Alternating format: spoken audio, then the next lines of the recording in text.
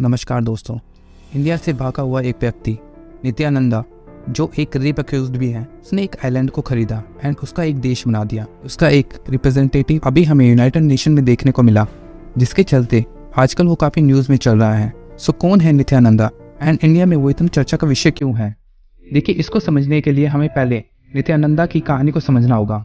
नित्यानंदा का जन्म तिरुवन्नमलाई, तमिलनाडु में 1978 को हुआ था। इनकी वेबसाइट के अकॉर्डिंग 12 साल की एज में ही नित्यानंदा को ज्ञान की प्राप्ति हो गई थी एंड इसने अपने आप को भगवान बताना शुरू कर दिया था। इसने अपने आप को हिंदुइज्म का सबसे बड़ा स्पिरिचुअल लीडर मानना शुरू कर दिया था, जिसके चलते इसने इंडिया में काफ़ी आश्रम भी चलाए और एक रिलीजियस ऑर्गेनाइजेशन की स्थापना भी की, जिसका नाम था नित्यानंदा ज्ञानपीठम। उसने इसी ऑर्गेनाइजेशन की मदद से लोगों को स्पिरिचुअल टीचिंग मतलब अपने ज्ञान को फैलाना चाहता था।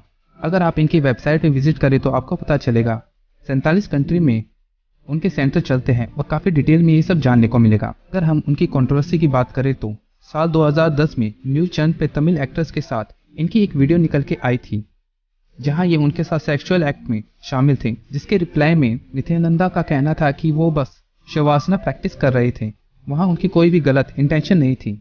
वीडियो एंड कंट्रोवर्सी के चलते ही साल 2018 में इन पे केस दर्ज हुआ। अननेचुरल सेक्स, चीटिंग एंड धमकी से रिलेटेड चार्जेस भी लगाए गए और काफ़ी कंप्लेंट इनके खिलाफ कोर्ट में डाली गई। यहाँ तक कि उनके डिवोटीज ने भी उनके अगेंस्ट कंप्लेंट की उनके गलत कामों के लिए। फिर नवंबर 2019 में तमिलनाडु के एक कपल ने Gujarat state of commission of protection of child rights and complaint दर्ज की, जहाँ उन्होंने बताया कि अहमदाबाद के एक आश्रम में उनके 4 बच्चों को अवैध रूप से बंदी बना के रखा हुआ है।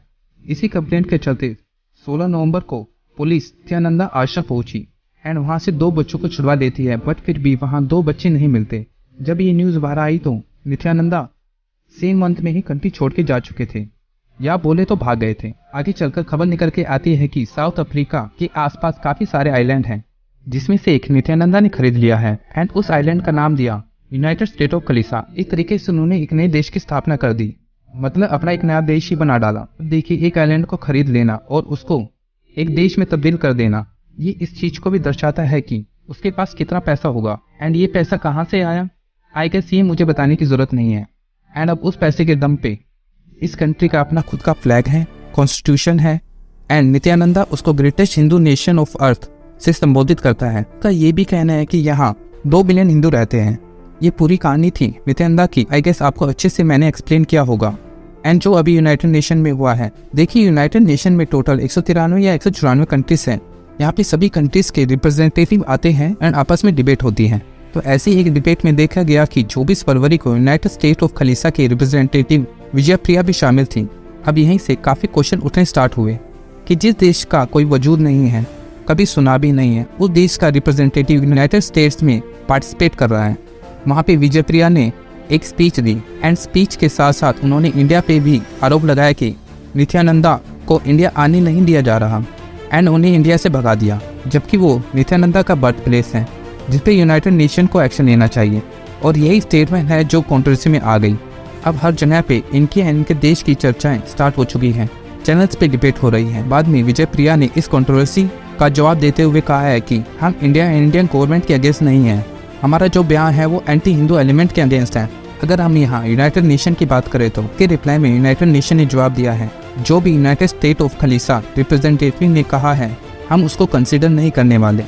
जो भी उनका बयान है हम उसको कंसिडर नहीं करते। साथ में यूनाइटेड स्टेट के पैनल ने ये भी कंफर्म किया है कि उन्होंने ऐसे NGO पार्टिसिपेट किया है, कोई कंट्री के तौर पे यहाँ पार्टिसिपेट नहीं किया है। तो ये पूरी कहानी थी जो मैंने आपके सामने रख दी है।